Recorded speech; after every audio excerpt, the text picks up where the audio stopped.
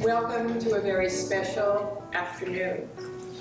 To an afternoon where our presenters will be taking you on a journey that takes you into their lives. And some of you might find it a very sensitive place to go, a very caring place to go, a very loving place to go. And I want you to know that all of this is brought to you by NextStage Productions, and our presenters have written these stories about their mother. It's their memories, it's their sensitivities, it's their love, it's their caring, and they are giving it to you this afternoon. So please turn down your cell phones and turn them off, and please no videoing. Give the presenters your full attention because you're going to learn. Thank you so much for being here. Thou art thy mother's glass, and she in thee calls back the lovely April of her prime.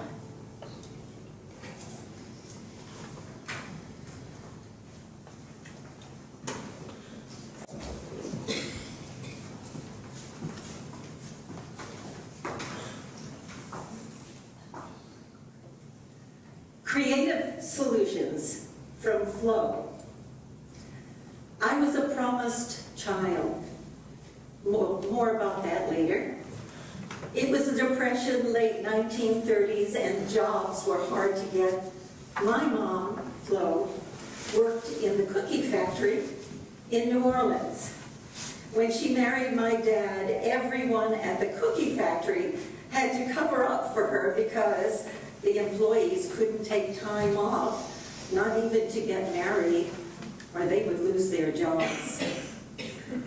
Florian, my mother's name, stole away for a day and got married to Felix Joseph Lorino, a handsome Italian man. He was a cross between Clark Gable and Don Amici.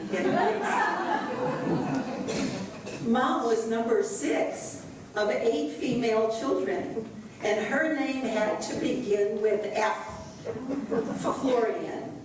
Her sisters were all named from A through H: Althea, Berthella, Clotilde, Dorothea, Enid, Florian, Gloria, and Heloise. I don't know where they got those names. They were very, very poor. I've heard stories from the family about using chicken feet to make soup for the family. You know, I think that's why my mother was such a fantastic cook. She loved cooking. She always said the quickest way to a man's heart is through his stomach. Sunday dinner when I was growing up was southern fried chicken, a big pot of Italian red sauce, and pasta.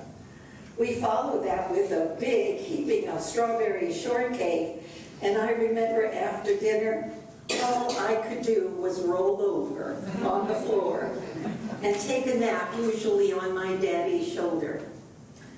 My mother was a colorful character from a Tennessee Williams play. Pick one. She was a cross between Big Daddy from Cat on the Hot Tin Roof and Blanche Dubois from Streetcar Named Desire. There were lots of skeletons in the family closet, which never came out of the closet. Yes, there were secrets. Raised by her great aunt Catherine, my mother's reputation, my aunt's reputation, was not sterling. My mother weathered many storms and probably even hurricanes. Well, it was New Orleans, right? You can expect a hurricane. But Mom was strong, she was determined, she's beautiful and creative. Here's a little story about her creativity. When I was 5 years old, we went to visit our family in Texas, and I caught that scalp rash, you know, that ringworm, and for playing with their dog, I guess. Oh, I forgot to tell you one thing about my mom. Appearances were very important to her. Well, when we returned home to New Orleans, my scalp rash was so angry that the doctor said you'd have to cut off her hair. Those strawberry short corkscrew curls, shave her head. My mom said, no way. And what followed were those ultraviolet light treatments that made my hair fall out anyway. Well, my head was so bald that it was as bald as the palm of your hand. But my mother had a solution for that, one of her great creative solutions. I was 5, and it was 1945, so she dressed me up in khaki shorts and a khaki shirt and a regulation envelope army hat, which covered my bald head. I was the best dressed little soldier boy in the neighborhood. Well, I kind of looked like a boy, right? I had a big Italian nose. It was before the plastic surgery. Maybe that's where I got the idea that I could be any character I wanted. And of course, that led to a career in the theater. Oh yes, about that promised child stuff. I'm an only child and a promised child. As I said earlier, after a few years of my mom's marriage to my dad, and there were no children, Mom found out that her mother, Bertha, had breast cancer and was very ill. This was the late 1930s, and cancer was a killer. Fearing that her own mother might die from cancer, my mother went to the highest court available. She made a prayer and said to God, if you spare my mother's life, and if she lives, I will bring a child into the world, and that was me. Wow. That child was me, and the story goes that there was really a connection because she lived, and when she passed away, it was on my 16th birthday. And as I think about it now, this was another one of my mother's creative solutions. Mom, you were unique. Even in spite of our differences, I love you. And you were the wind beneath my wings.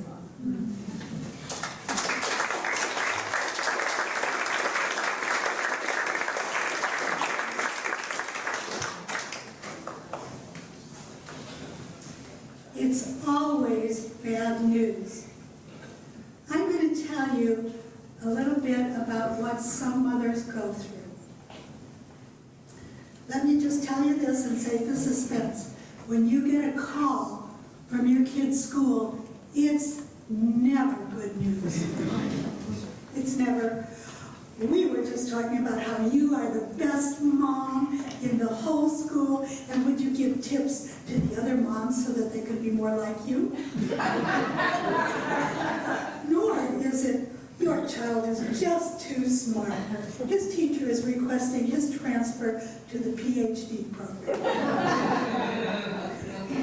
It's always, she threw up, or he has a fever, or both of your kids have lice. Come get them the hell out of our school.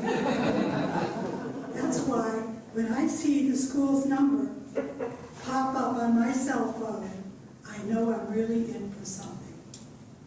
So I get a call from the school, and the nurse tells me that my kid was hit with a ball in the eye and that he's in pain. And I'm thinking, ball, eye, pain, but also, I still have work to do. So as I talk to my son, and he says, yes, it hurts, it also stings, although the stinging may be the same as the hurting, and it doesn't look like I'll be able to do homework today. I tell him that I'm busy, and that this isn't a good time for an injury, but that I'll try to reach his sister, and she could pick him up in about an hour. And he says, an hour? And I can sort of hear a gasp in the background. And I say, yes, an hour. Maybe 57 minutes. Because what am I, some sort of a professional time estimator? Then we hang up. solitaire. Seriously, why is that stuff so addictive? So stupid and yet so addictive.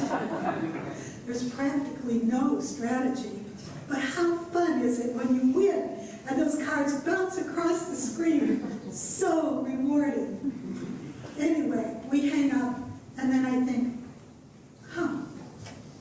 hit in the eye. Eyes are important. What if it's bad?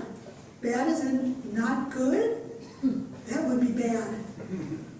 So, wait, is this what mothers are supposed to do? Spring into action when their kids are hurt?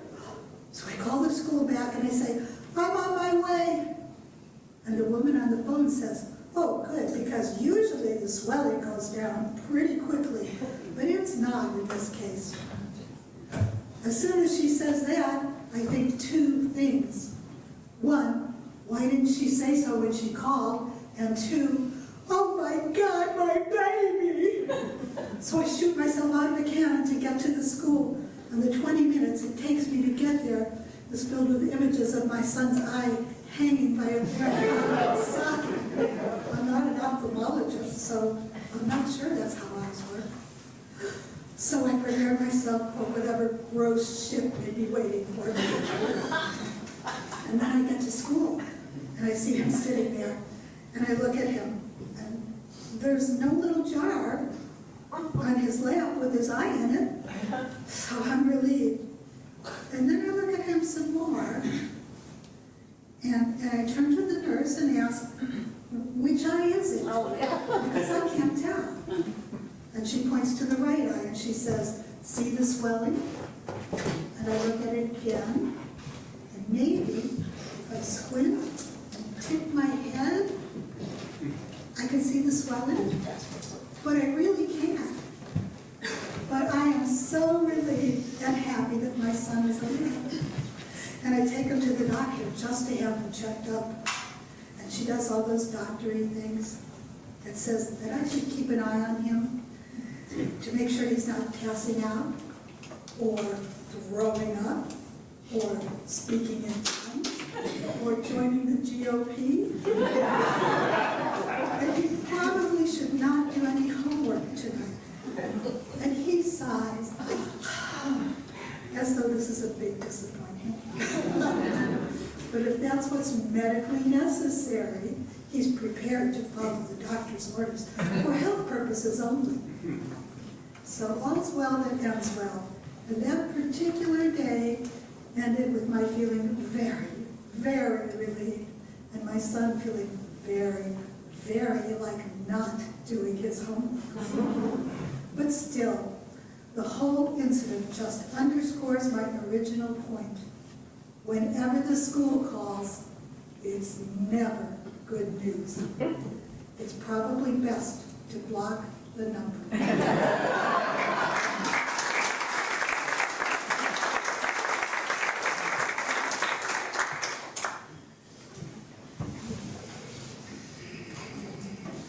My mother, what a force, what a woman. She isn't with us any longer, and I remember back about the last month of her life, we were talking about the end stage, and I made the critical error of saying, when you pass, Valarie, she said, don't you ever say that again. I am not gas, I will not have passed, I will have died. That is a little glimmer into the woman that was my mother. About a decade before that conversation, we took a trip to New York City. And the trip would bond us in ways we never had been before. You see, 6 months prior to that, I came out to her. And that changed our relationship forever. And it was for the better. Our trip was in September, and my birthday is in August. Mom informed me that my birthday gift would be revealed in New York City. Sounded amazing to me. I mean, really? New York and my mother? That could only mean fun. We arrived on an exceptionally humid day. The UN was having a summit, The president was going to be there. MTV was having their awards show. Place was a zoo. The cab ride to the hotel, that was nothing I'd ever experienced in my life, nor was I sure I wanted to again. My mom gleefully chuckled at my reaction to the crowds and those tall buildings and that cab driver. Once at the hotel, Mom let me know that the unveiling of my birthday present would happen that very evening. A driver greeted us at the hotel and opened the back door, and we slid in, and away we went. I had no idea where we were going, only that it was something called the Village. Next thing I knew, we were at our destination. The air was warm and damp due to that humidity. And getting out of the car, I noticed this great big red sign, and it said, LIPS.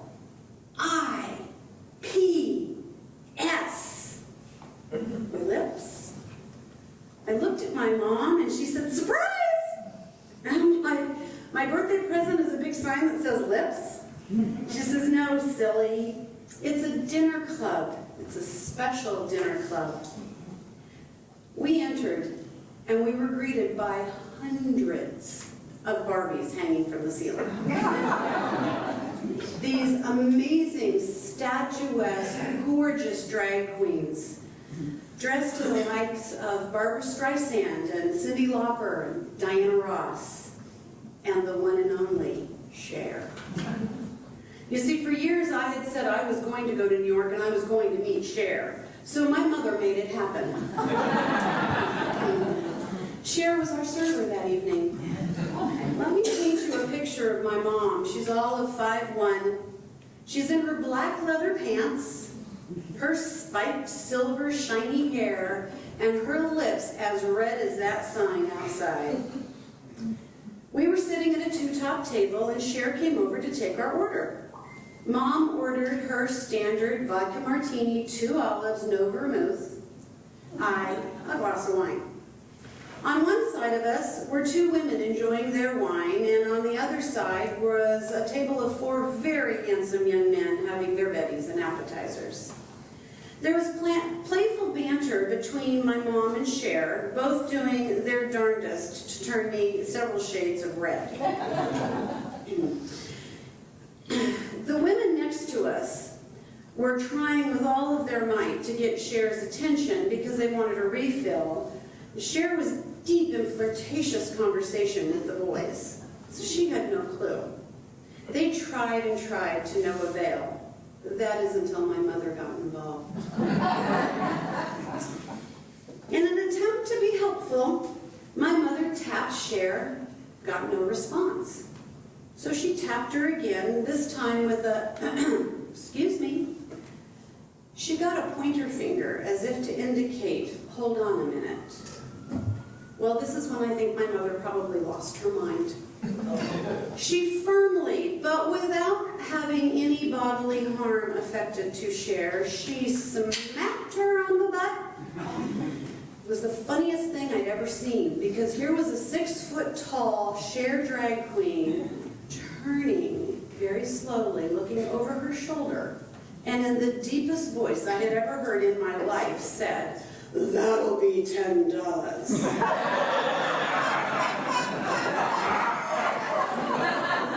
My mother's quick retort, "Oh, honey, that wasn't worth $1.50, but now that I've got your attention, these nice ladies would like a refill. Can you help them with that, please?"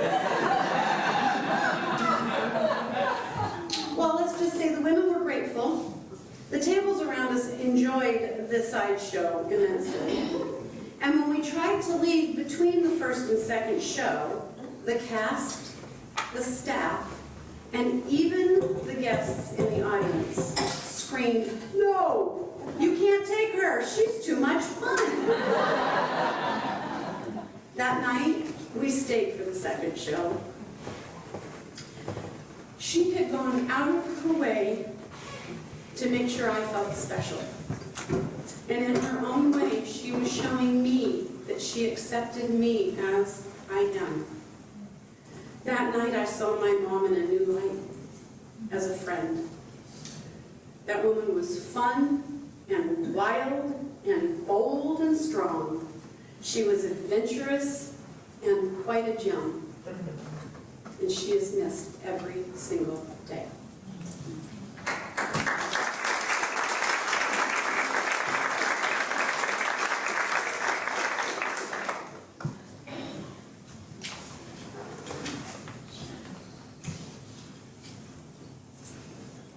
My mother, Catherine, had sparkling eyes and a playful spirit, and loved music and dance. She'd sing popular songs of the era to me, especially the silly ones.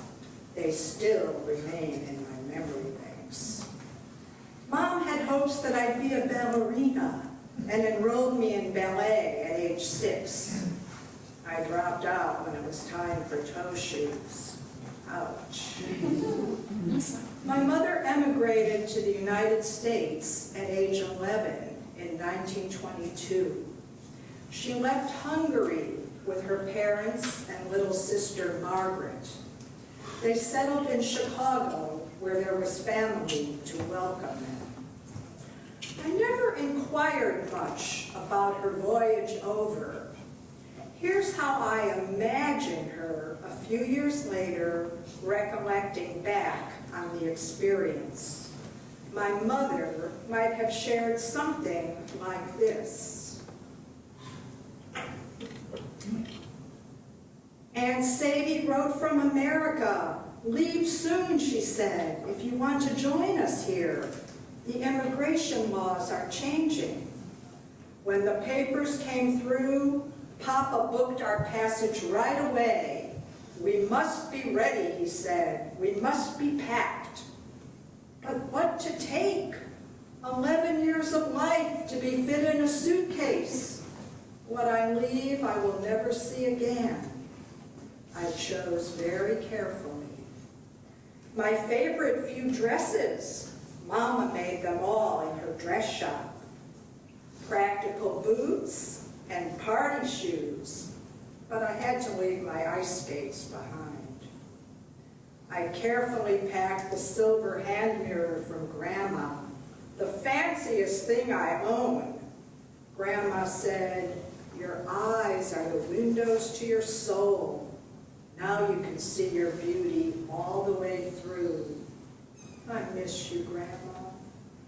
Of course, I brought my diary, a gift from Mama.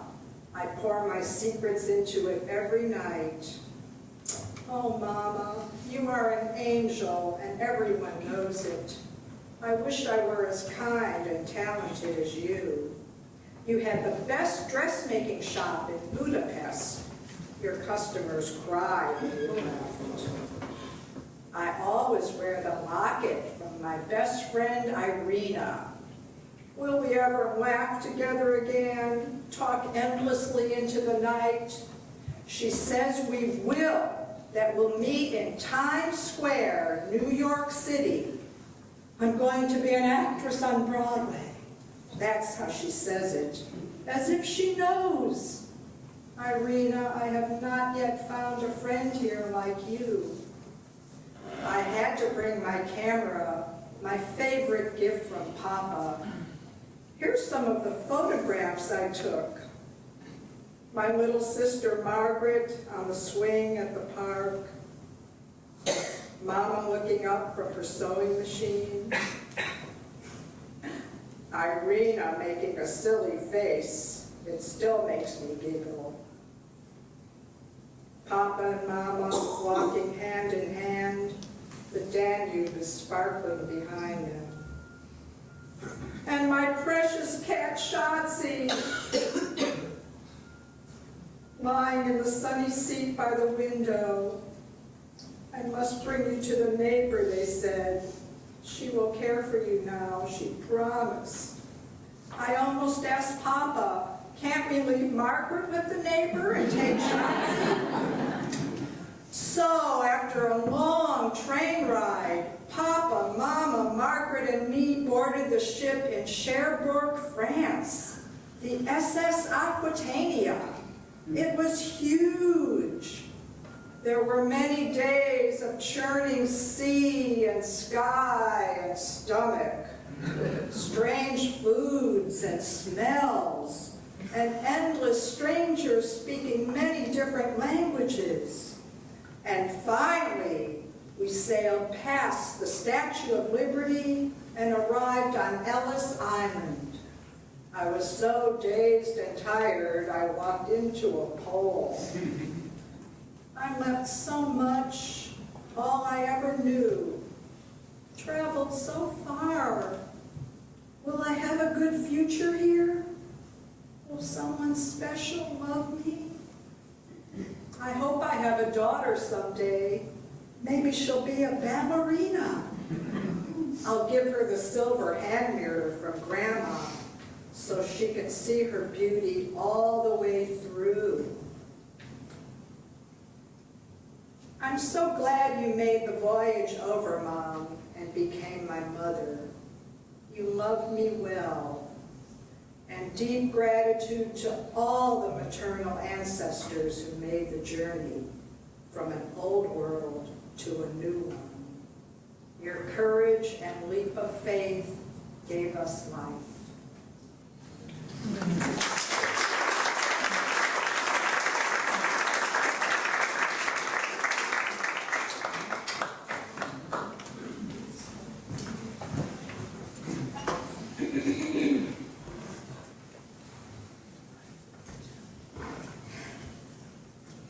Three peaks into the long, great life of my mother, Bertha Ehrman Taub, who lived to be 103 years old.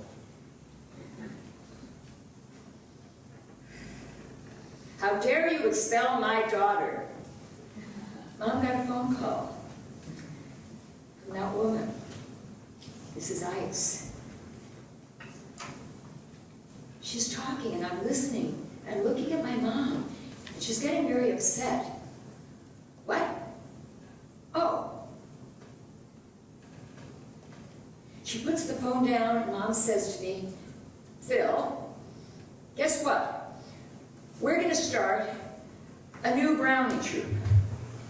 And it's going to be the best troupe at Toluca Lake School. And you can invite anyone to be in our troupe. Jews, Christians, Muslims, Hindus, atheists, any kind of person. They can have any skin color. And it's going to be a great troupe. We're going to call it Brownie Troupe 1241. And so Mom did that. And Mom never told me, and yet I knew, that I was expelled from my Brownie troupe to Toluca Lake at the age of 7 because I was Jewish. About 10 years later, I'm a teenager. Mom gets another telephone call. It sounds like she's talking to cousin Joni from New York City. Joni had just gotten married a couple months before. I'm watching Mother again. She's getting upset. Okay, Joni, we'll be right there. Puts the phone down. Mother announces to Dad and Louise and me, get all the suitcases, make sure they're empty. We're going to Joni's. That man she married, he's been beating her up. Mom to the rescue. We jumped into our car. We drove across LA. Luckily, he's still at work. We're packing up Joni. Joni is crying. She gets in the car. We go home. The next morning, my sister Louise and Joni are on an airplane. We see them off, LAX, and Joni is rescued by Bert, next month. Later on, Joni had a wonderful marriage, a new marriage. A couple years ago, when Mom was 103, she says to me, Phil, it's the midterms. I need to do something. What do you want to do, Mom? Make me a sign. At that point, Mom's not walking anymore. She's got a wheelchair. She said, Patricia or Dominga can push me in the chair. You make me a big sign. I wanted to say vote. So I go home, I make her a big sign, I bring it over to her place, and she you didn't put Democrat. So either, but anyway, I Democrat, and the next day I get a text on my cell from Patricia. Mother is on Pleasure Point holding up the vote Democrat sign, and Mother is showing the world that at 102, you can still be an activist. Thank you, Mother, for being who you are.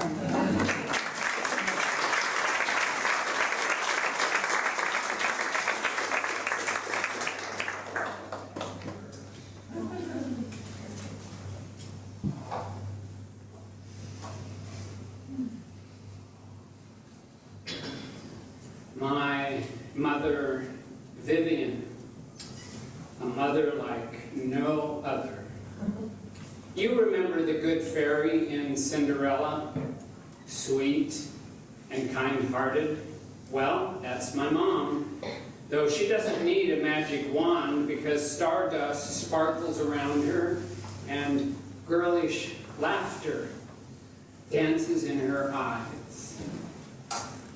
Mom is a simple woman without earthly riches. She takes care of her family instead of graduating from high school. She never does learn how to drive, and we never do have a car in our family. She has fun mending used clothes and making colorful quilts out of scraps. She doesn't earn much money babysitting, but she does it anyway to be able to buy some toys for my little brother and piano lessons for me. She loves cooking for us without recipes, using whatever is at hand, though sometimes that's not much. Mom teaches me to be thoughtful and to have a kind heart. When I'm in elementary school, she says, only hold hands when it feels clear. And when I'm a preteen, she says, be thankful and you'll never be bored. Oh, and honey, you don't need to smoke or do drugs because you have a gift of spirit. Mom laughingly says, there's no such thing as dead life. I mean, forms of life may change, okay. So a worm can fly free as a butterfly. Death is an illusion. We don't have a funeral when a baby form changes or when a teenager becomes an adult. Life is eternal. Mom shares her experience that there's no distance or geography in spirit, how you are just as close in heart, no matter the miles. As a natural healer, she shows me how to use my hands so I can feel the energy of loved ones anywhere on the planet. Each evening, she gets cozy in her flannel robe and fluffy slippies, and sitting with a meditative mind and prayerful heart, she blesses many she cares for around the world. First time meeting you, she calls you close for a hug. She uses her sleeves to wipe away any cookie crumbs, little bits of pine nuts or cinnamon from her lips, and her soft voice blesses you, whispering in your ear, honey, you are always safe in my heart. And then, in her cozy country cottage, your world seems to spin around and spiral down into a warm cup of tea.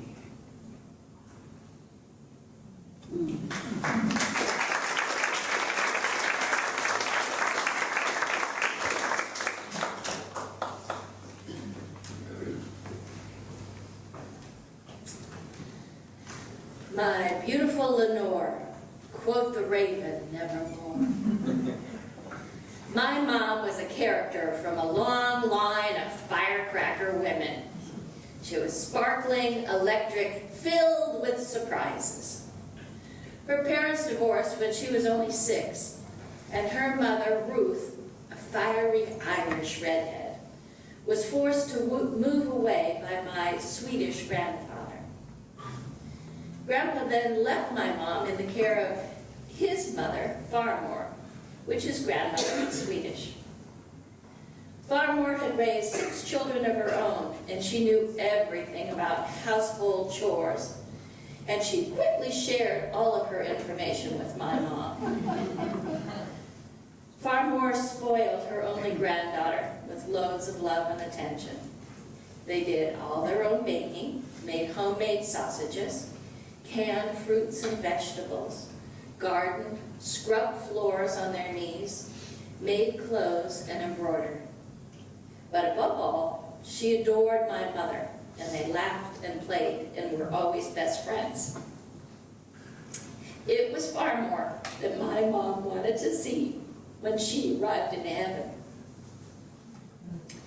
Grandma Farmor's husband was a riverboat gambler on the Mississippi, and quite a colorful character.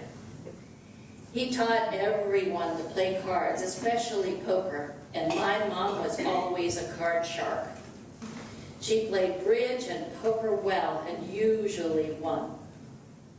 My mom also taught me and my sister, Mom's 2 grandchildren, as well as her 3 great-grandchildren, how to play poker and many other card games at a very early age. And I swear it really helps to learn math. My first job out of college was dealing poker at a casino. My mom could also read fortunes with a regular deck of cards. Later on, she also learned to read tarot. She dressed up as a gypsy for parties, and she read fortunes of love, luck, and always money.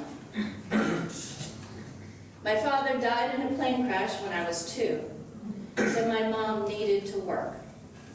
She was able to buy her own house by the time I was 5. She always provided for us and was able to send both my sister and me through college without remarrying.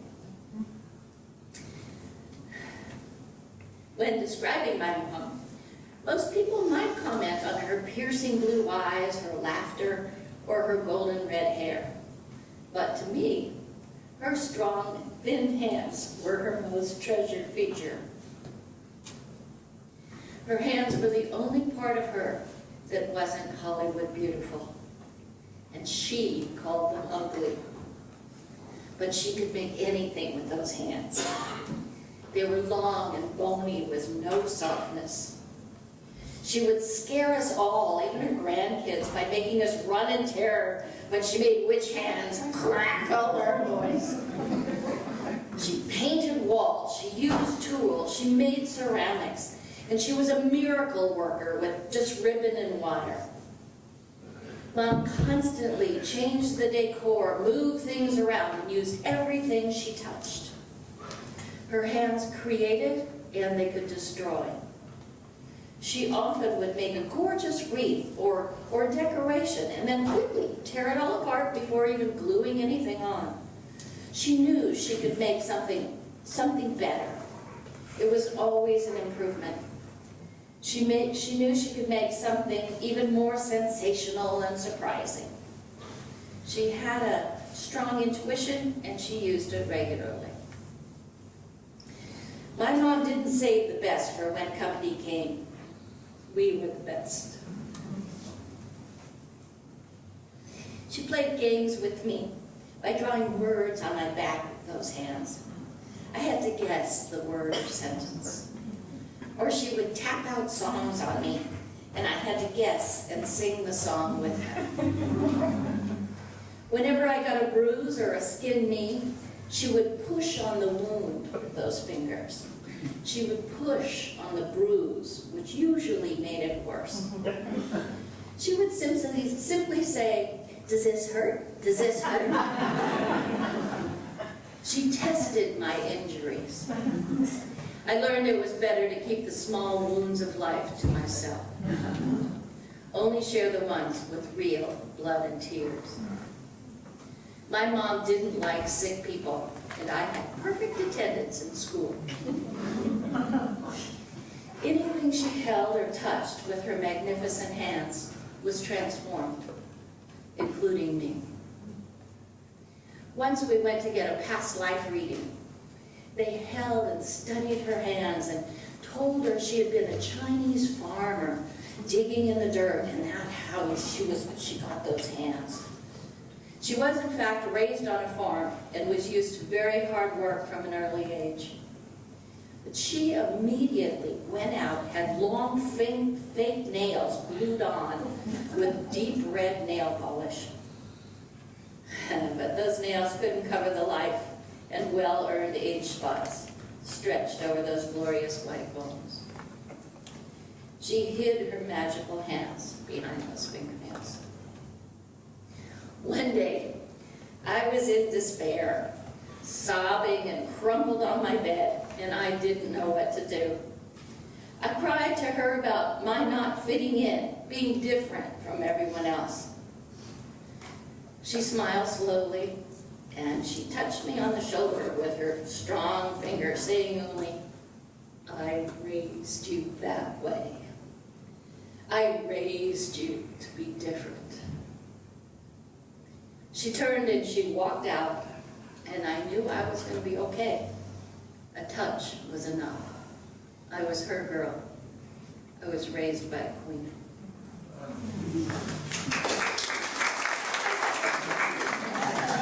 That was a good ending, huh? All right, here we go. One more little paragraph. I feel lucky, and I'm very grateful to have shared not only her early glory days, but also a lifetime of travels and triumphs. But I'm most honored to share the final journey of her life. My mom always fought for life and embodied her creativity. Like everything else she did, she faced illness with great courage, dignity, and humor. I was holding those beloved hands when she passed away. And I am hopeful that she has reunited with her mother, Ruth, and grandmother, Farmore. My mother, Lenore, was unforgettable, and I love you forever, Mama.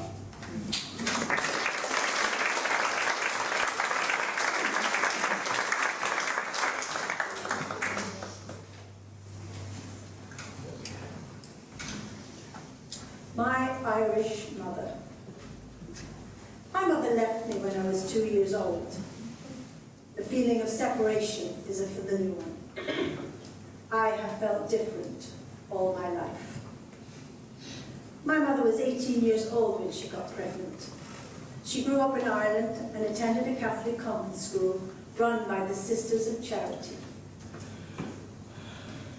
She died 7 years ago. She died without ever explaining to me why she left.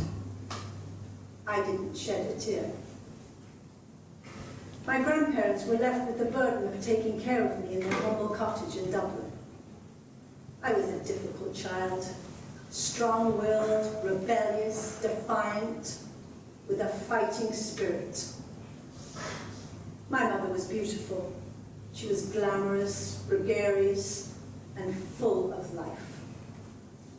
She moved to England. I missed my mother. I hated living with my grandparents, and I hated school. My grandmother had a surly disposition and a very limited vocabulary. She wasn't too fond of people either. She was married to a raging alcoholic who was a taxi driver and would drive people around drunk while singing Danny Boy to them. I attended the local convent school, well, now and then. The nuns carried bamboo canes hooked to the side of their habits, ready to catch some mischievous pupil deserving of a few slaps of the cane. I was frequently one of them. Mother Teresa was the one I feared the most. She was the head nun. She wore national healthcare glasses, that with silver frames that matched the silver hairs protruding. My mother had by now moved to America. We wrote to each other a lot, and she would send me parcels filled with clothes and toys and wriggly spearmint gum. Once she sent me this beautiful frilly dress. It was pink with the white satin ribbons. I remember it was very itchy and smelly. My grandmother made me wear it to school one day. The nuns sent me around every classroom to show off this beautiful dress that my mother had sent from America. I felt very special that day. My mother would come and visit me now and then in Ireland.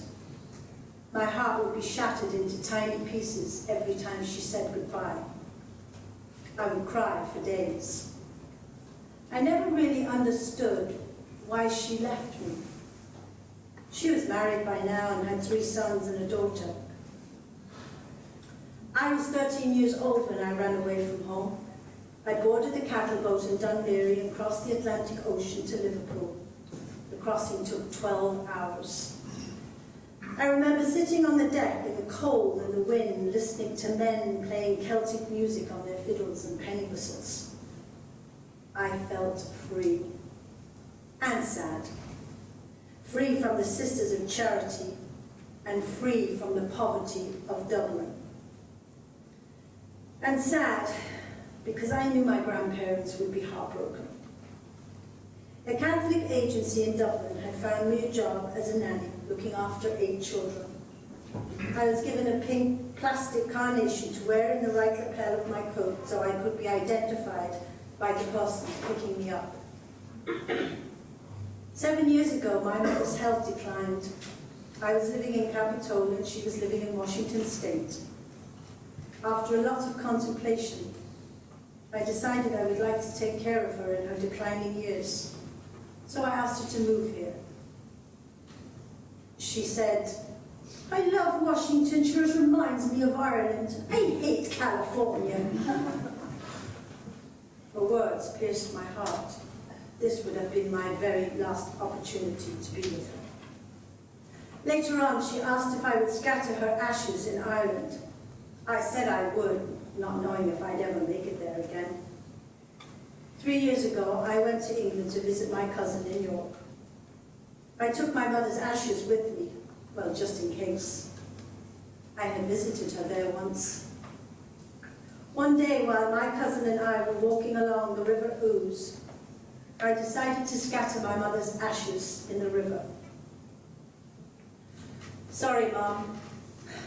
What the heck? I hope this is close enough to Ireland for you. Salt water on my face. My cousin and I walked for over 2 hours that day, walking and talking about our childhood in Ireland. We picked up some fish and chips on the way home. It was a beautiful, sunny day.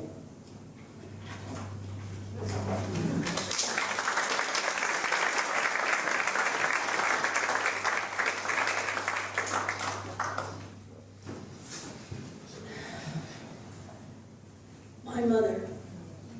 Well, I have a lot to say about my mother. Where do I begin? Conchetta Maria Giuliano Russo Marx. She was one of 8 siblings born to immigrant parents from a little fishing village in Sicily, Italy, called Isoletta Femmina, Island of the Women. She was the pretty one, the talented one. She could sing and dance, and when she was a young girl, she'd even sing at weddings. In 1936, she became the Columbus Day Queen. Yep, with her court and all her regalia. The way it worked, the person who sold the most tickets became the queen. Well, she didn't sell one. Not one. My grandmother sold them all. She wanted her daughter to be the queen. She and her siblings only had an 8th grade education because they had to go to work to help support the family. She worked in canneries in Pittsburgh and Monterey, and the news was that she was the fastest asparagus packer in the plant, or so she said. She always commented that she wasn't very smart because she didn't have an education. But one thing she did have was common sense and street sense. Her parents arranged a marriage for her with a boy next door. That's just the way it was done. She didn't exactly love him, but she also didn't like their first choice, which was the 40-year-old butcher. I was the youngest of her 4 children. She always called me her Pichanita. That's her baby. When she was organized in her home, her yard and her home were immaculate. She scrubbed along with my sister and waxed her hardwood floors every Saturday. She even swept the street gutters along the sidewalk. There was a saying, you could eat off her floors, and she took a lot of pride in these things. She had her daily routine. I watched her do Jack LaLanne on TV every morning, wondering, what is she doing, making all those funny faces? Well, she didn't want to get wrinkles. Remember, she was the pretty one. She sunbathed for 15 minutes a day, and she had a 30-minute nap. During one of those afternoon naps, when I was a little girl, I was playing at the neighbors and smashed my finger in the teeter-totter. Since she would never leave the house without her makeup and dressed to the nines, I patiently sat on the toilet seat watching her put her makeup on before we could go to the doctor's office to get a cast for my finger. But the joy of taking a drive in the warm summer evenings, going to get a chocolate-dipped ice cream cone at Dairy Queen. And she would teach me all the Italian songs as we were driving. C'è la luna menzumani, mamma mia me mare dare. No, not like that. What do you mean not like that? That's not how you do it. I don't know. My mom, she loved to save her nickels, dimes, and quarters. She, like many Italians, took the bus to Lake Tahoe to play the slots. She loved the sound of the coins dropping down the machine and filling up her tub. What can I say? She was lucky. She was just plain lucky. She once won a car in a drawing at the local store's grand opening, and she was thrilled when the lotto started. She often told me, I pray that you win the lotto, but the trick is, you gotta buy the ticket. And when she was in her 50s, the first Body Beautiful opened up. She was so happy, she was the first in line to sign up. In her 70s workout, with her leotards, tights, and leg warmers. And for 30 years, 5 days a week, she worked out with weights and did aerobics. And after her workout, she and her friends walked 2 miles to the donut shop, had a cup of coffee and a donut. At 75, she bragged to his grandchildren, and they would always say, Nana, flex your muscles, let's see. And they would tell her, that's so cool. When she was 88, my niece, my cousin, and I took her to Las Vegas for her first time. She looked around in awe. She said, where did all these people come from? What are they doing here? I said, Mom, they're on vacation. She says, don't they stay home and clean their house? She loved walking those casinos, and she relished in seeing all the shows. And as she aged, she developed dementia. And she spent the last year of her life in assisted living. And when I would visit her, she was pretty quiet. And I'd ask her, Mom, what's going on in that brain of yours? And she'd say, nothing but scrambled eggs. And I'm sitting here with old farts. Now come on and get me out of this joint. But when she went to the dining hall, the Sinatra tunes and the standards were playing, she knew all the words to all the songs, and she sang along. Sad to say, she really wasn't herself. She was kind of mean. She'd roll by the nurse's station in a wheelchair and push all the papers all over the floor. And she'd sit in the hall. She'd put her foot out as if to try to trick someone. But when her time came, my sister called me and told me that I must come.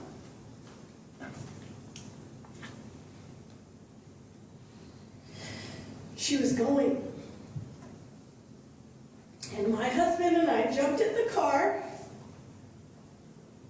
And as soon as we hit the freeway, the traffic stopped. What the hell is this? I started yelling and screaming. My husband gently remarked, now that won't make the traffic move. And as I closed my eyes, I had a vision of my mother. And she was about 50 years old, in her white and yellow checkered mandarin collared blouse with her bouffant hairstyle and a big smile. And she said, "Don't worry about me. I'm fine. I wish you could see how beautiful it is here. It's so beautiful." I opened my eyes, calmly stating, "If it's meant to be, I will be there, and she will wait for me." And she did. After all, I was her pichadita. I was her baby.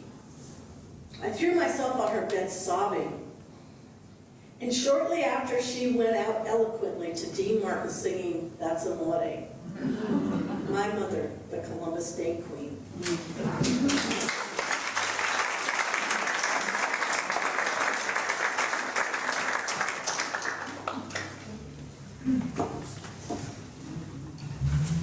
Amazing Grace. Mama was everyone's favorite. She was tall, 5'11", and slim and very, very pretty. She was also multi-talented. Mama could knit and crochet and embroider and sew. She could cook, and she grew flowers and then arranged them in unique ways.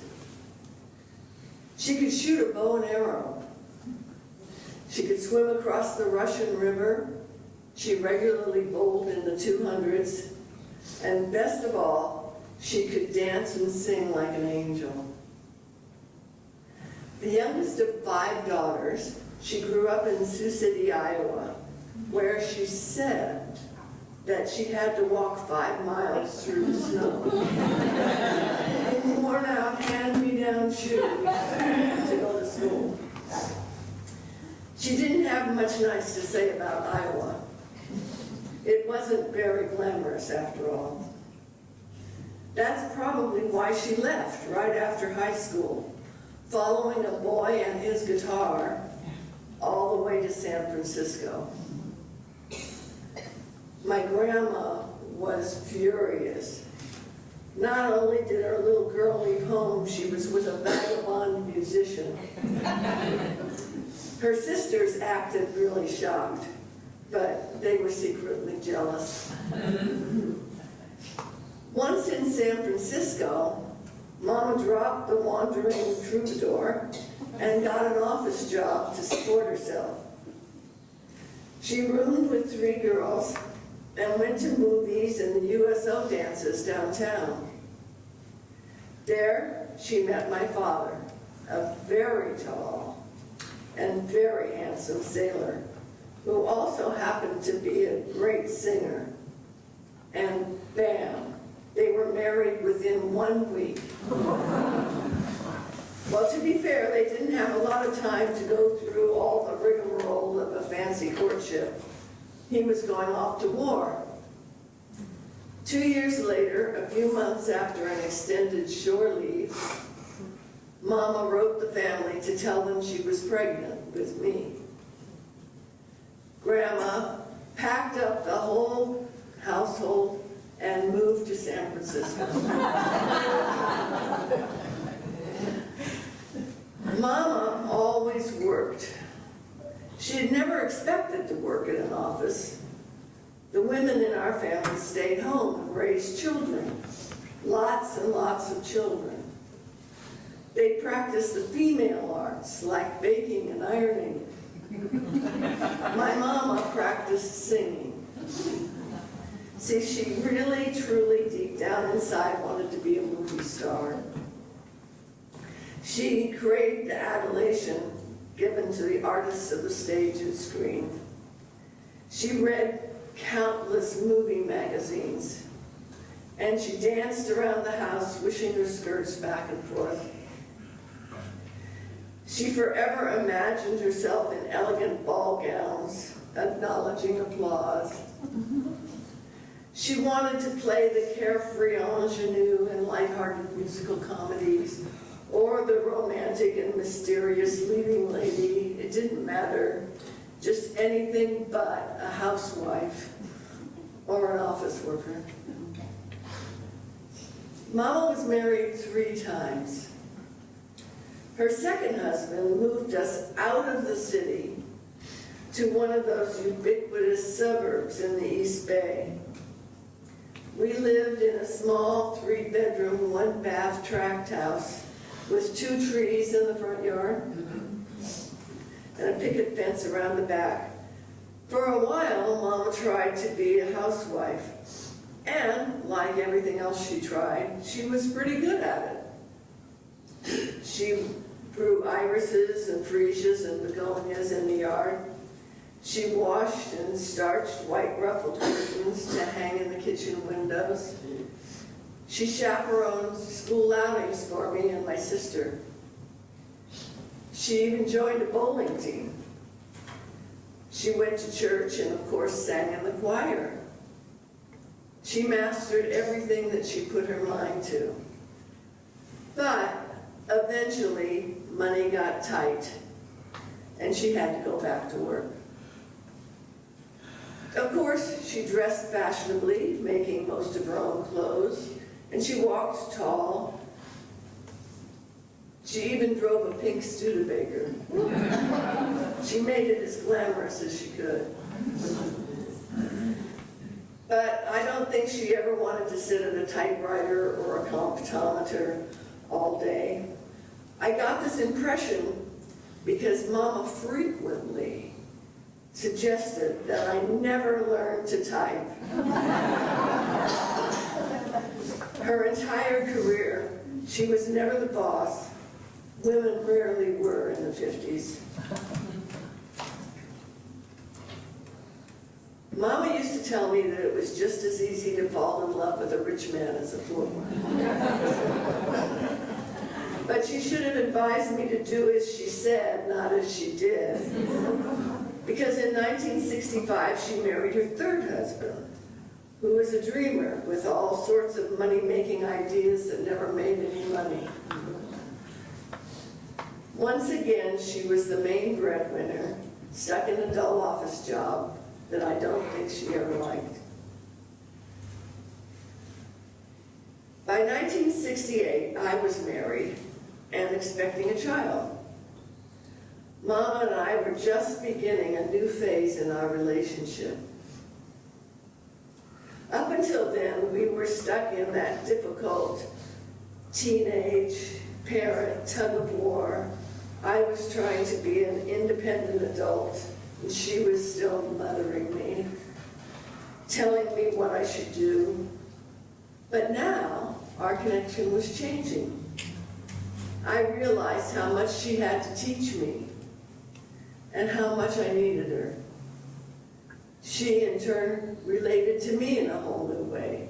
We were becoming friends. The last time we spoke was on a Monday night. She was getting ready to go bowling. She phoned to talk about plans we had for the next day, and I told her to roll the 300 game.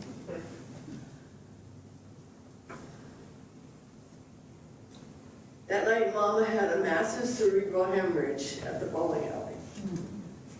She died the next morning. She was 48 years old. 6 weeks later, I named my little girl after her, Grace.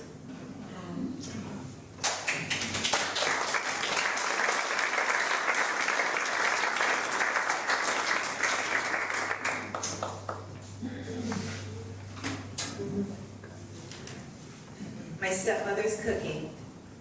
In 1975, when I was 16 years old, I moved into my father and stepmother's home in Sunnyvale, California.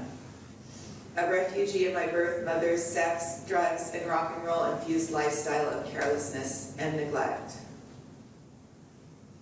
I was broken emotionally and physically, moving forward and about in a stone-cold trance, expecting nothing and wanting nothing but a painless death. I had no words for what I had lived, no one to tell, no one to believe me, and nothing to believe in. My stepmother, Lois, noticing that I had no clothes to wear other than the worn-out, misfit clothes I was wearing and a very tattered bathrobe, took me shopping every weekend for a month until she felt I had a sufficient wardrobe for school, sleeping, and other occasions. I seriously thought that she was a Martian. I didn't understand her behavior at all, but I did love my new clothes and shoes and enough new underwear to make it 2 whole weeks between laundry days and my beautiful new bathrobe. She also asked me when was the last time that I'd been to the doctor for a checkup, to the dentist. Had I ever been to a gynecologist? I don't know, no, never, were my mumbled replies. So in due course, she took me to the doctor for a checkup, to the dentist for x-rays and teeth cleaning, and to a gynecologist. Having never been to a gynecologist and having no context for such a visit, and still being mostly numb with pain, hungover from the hostile years spent living with my birth mother and her beaus, I was unfazed when the gynecologist later called and wanted to meet with my stepmother and myself in his office. We complied. Words came out of his mouth. Lois listened and took notes. Meanwhile, as the days and weeks went on at my father and stepmother's home, they went to work Monday through Friday, 9 to 5. My brother and I went to school Monday through Friday. We walked. Myself, still beyond depressed and shut down. I did notice that when I looked in the mirror, looking back at me was a well-clothed young lady with some sparkle in her eyes and some color in her face. This was strange. Stranger still was that every morning I woke up to breakfast on the kitchen table set for 4. Dad, Lois, my brother, and myself. Whole grain hot cereal simmered on the stove. The table was graced with choices of butter, milk, brown sugar, and or raisins to top the cereal. I wanted all of it. Small glasses of fresh orange juice and a tiny cluster of vitamins sat in the spoon. Okay, so weird. Lois wanted to know if I wanted coffee, which I didn't. So then she's like, well, would you like tea instead?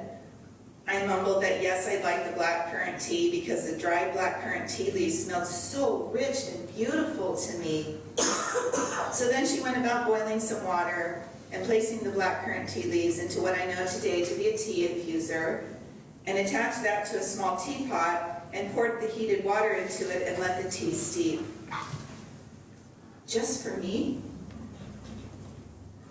Dad and Lois drank the percolated coffee. My brother didn't want either. Every morning for months into years, I drank that blackcurrant tea. It was like heaven inside of me. With the hot cereal and the vitamins, my body was like, yes! Lunches were made, I had to help. Dinner was on the table every evening. I seriously again wondered what powered this woman. Lois didn't seem normal to me.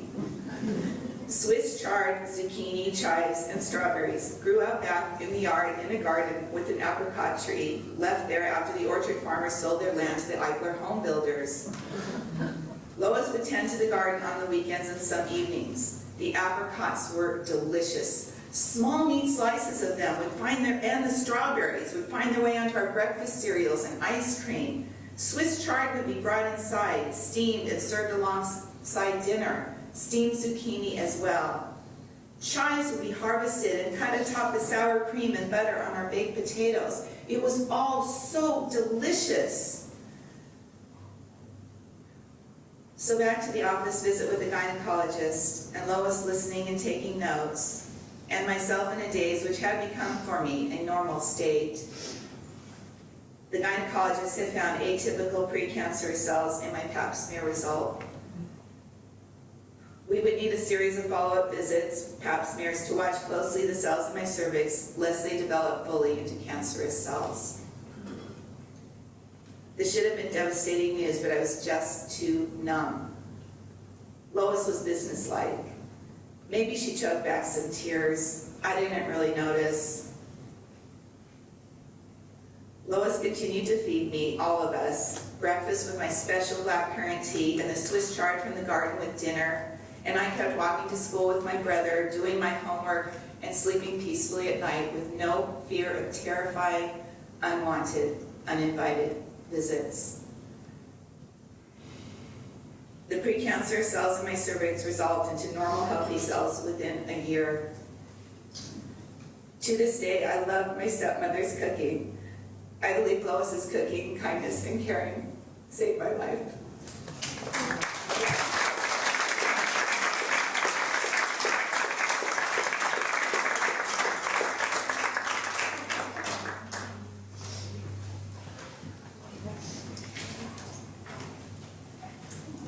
Vacationing with Mom. After my father died, and I finally was making good money, we took Mom on our family vacations. Because I traveled a lot for work, I had a zillion frequent flyer points and could always upgrade to first class. Mom loved first class. On our first trip to Hong Kong, rather than trying to rest, Mom ate and drank her way to the Orient. She didn't miss one snack. The flight was her first vacation. And although she was always our guest, future trips could still bring complaints if the first-class service wasn't up to her standards. What? No ice cream sundae? Mom had a child's heart. She loved to be spoiled and felt she deserved it. She also tried to act the part of family matriarch and all that carried with it. However, it was difficult as she always managed to lose the ice cream on her cone. Chocolate decorated her blouse, and yet she laughed at her indignities with a gusto that was contagious. She was the lady who laughed, who watched the episode of Mary Tyler Moore where Mary laughed hysterically at a funeral with stress echoed media. Mom laughed at funerals. Not a quiet TD, but a robust, lusty laugh that she always blamed thereafter on Mary Tyler Moore. It wasn't disrespect, it was Mom. One memorable trip we took was to Greece. It was Mom, my 2 sons, and me. She'd never stopped loving first-class treatment, guaranteeing she was never hungry when we arrived. And we arrived to a Greek island kissed by sunshine and swept by the aquamarine of the Aegean. One day, as we walked along the magnificent coast of a town I don't recall, we stopped at a tavern. It was closed that day, but they had forgotten to lock the door. The owner was celebrating her birthday and invited us to join her friends. It looked like a movie set, with locals, a living photograph of the Greece I knew from Zorba. Faces weathered by the sea, smiles born out of familiarity. They drank and danced as the music woke the tavern to a fevered pitch of twirling and abandonment. Although the throwing of plates and dishes was banned, our hostess couldn't have cared less about laws in her tavern. My mother, feeling the pulse of the music and always one to love a party, started to dance with the band right out of a Greek novel. Baggy overalls, a fisherman's cap, a shock of gray hair, and a beard that framed his face. It was a face that knew life. His fisherman's arms, rugged but gentle, embraced my mother, and off they went, with the floor all to themselves, bodies flying, 2 whirling dervishes lost in the music and the magic of the moment. Along with my sons, the entire room was shouting and clapping, plates began to be thrown, glasses smashed, and the chaotic abandonment of the room was pure hedonism with clothes on. When things eventually quieted down, we looked with joy at the trashed room that told a story of a special moment when time stopped. When we finally were ready to leave, there were hugs from everyone. If we had smiled anymore, I think our faces would have broken. But the joy of that afternoon is indelible. It was pure Mom, and no one could have made it better. We had met Zorba the Greek, the one I thought was only in a long-gone era. We had met the Greece of stories and experienced the heart of a culture. I heard the music of the gods, and all I could say to our Zorba as he opened the door for Mom was, "Could you be my papa?"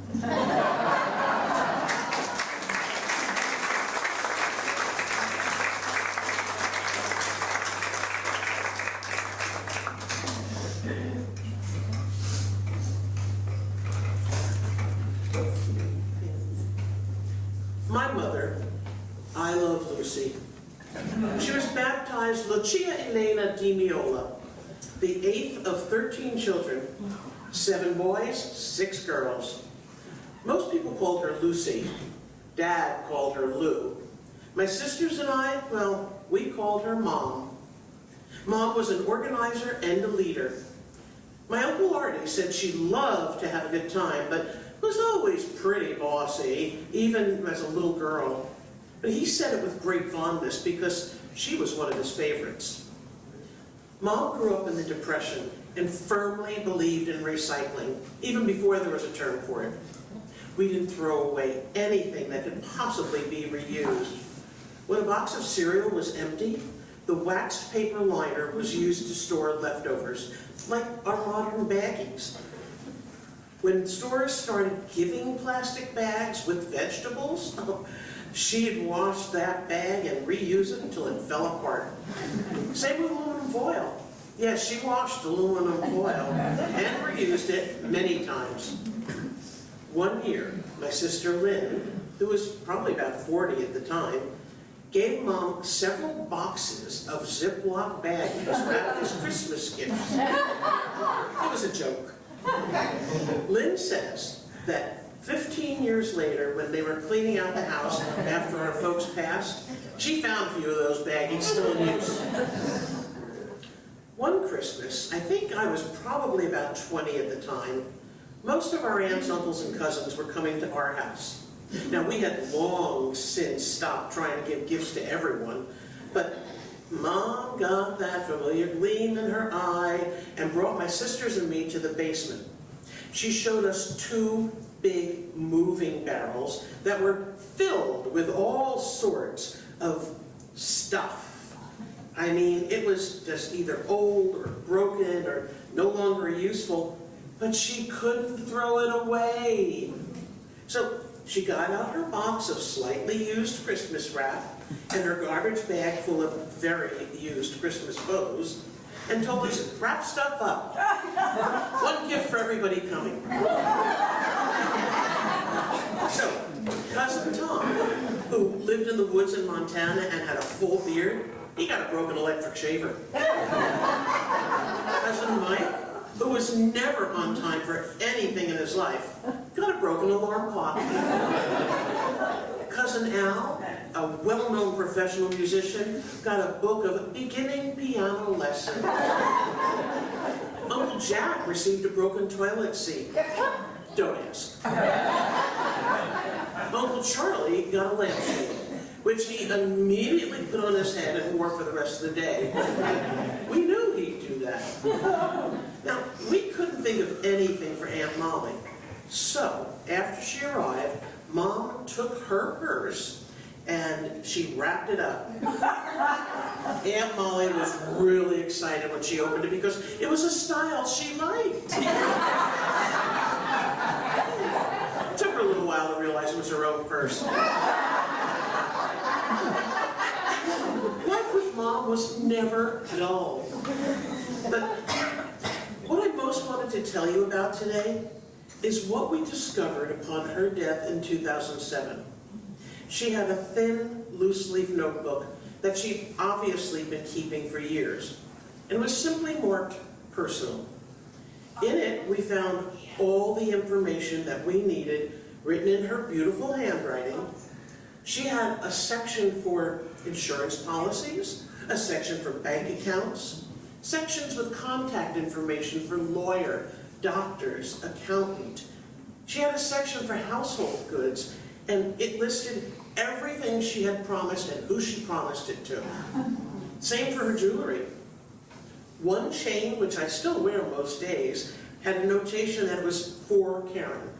And then a second notation in a different color ink saying, gave to Karen 11/20/2000, 7 years prior to her death. The section that's most memorable and which best represents Mom is the one labeled funeral.